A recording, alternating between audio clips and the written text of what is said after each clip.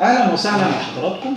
دكتور احمد خطاب. احنا النهارده هنتكلم على الاسلوب الاحسن ان احنا ازاي نحط قطرة العين، وده مهم جدا بالنسبة للعيانين اللي عاملين عمليات في العيون، او بالنسبة للناس اللي بتاخد اي فترة علاجية كقطرات، لان حضراتكم عارفين ان قطرة العلاج الموضعي للعين سواء بالقطرة او المرهم اهم كتير قوي. مفيش يعني جرعات علاجيه نقدر نوصلها للعين نعالجها بيها زي ما بنوصلها بالقطرات والمرهم بتاع العين. الطريقه اللي احنا بنتكلم ازاي نحط القطره بطريقه كويسه ومظبوطه. اولا دي ازازه القطره بتاعتنا، الحرف بتاعها المفروض ان هو لا يتم لمسه لا بالايد ولا بالجفن ولا بالرموش، وكذلك الجزء الداخلي من الغطاء عشان نحافظ على القطرة ما يبقاش فيها اي نسبة تلوث. النقطة الثانية، احنا بالنسبة لان احنا ازاي نحط القطرة، بنحب ان احنا بعد بالذات عمليات العيون كمان ما يبقاش فيه اي ضغط على العين بالايد او كده. فبالتالي احنا واحنا بنحط القطرة بنشد الجفن السفلي على العظمة بتاعت الخد. احنا بنرجع الراس لورا وبنبدأ نشد الجفن التحتاني بحيث نعمل جيب بين الجفن السفلي والبياض بتاع العين. في الجيب احنا هنحط نقطة القطرة، هنمسك الايد اللي فيها القطرة نريحها على الايد اللي احنا شادين بيها الجفن السفلي، وبنضغط ضغطة خفيفة بحيث ننزل نقطة واحدة، ونقطة واحدة دايما هي كافية جدا في العلاج بتاع العين. كده يبقى احنا حطينا القطرة بطريقة مظبوطة.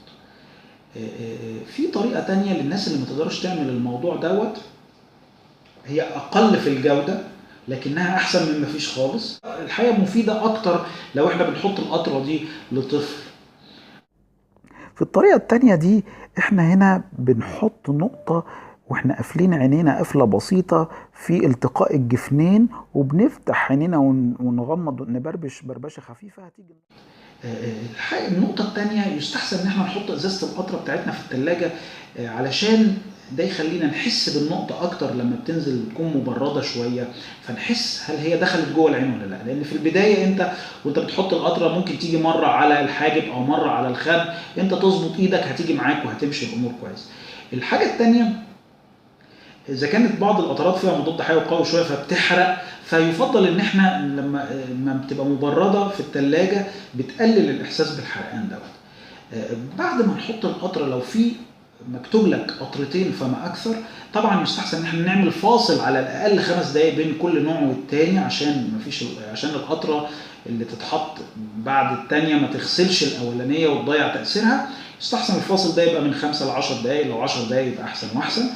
النقطة الثانية، لو انت غمضت عينيك تغميضة خفيفة بعد ما حطيت القطرة لمدة دقيقتين 3، ده بيزود جدا امتصاص القطرة ووصول الجرعة العلاجية لعينين حضرتك وتستفيد منها كويس جدا. يعني بيضاعف قوة القطرة انها توصل للعين. النقطة اللي بعد كده ان احنا في بعض القطرات بالذات قطرات الناس اللي بتعالج من المياه الزرقاء وبعض القطرات بيبقى ليها تأثير جسماني على الحالة العامة للجسم. يستحسن ان احنا لو ضغطنا بايدينا في التقاء الجفنين هنا في زاوية التقاء الجفنين على جانب الانف بالصباع لمدة 3 دقائق، ده بيقلل جدا من امتصاص القطرة جسمانيا، وان يبقى ليها اعراض جانبية جسمانيا يعني.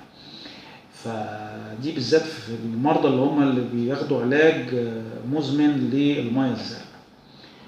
وشكرا لحضرتك.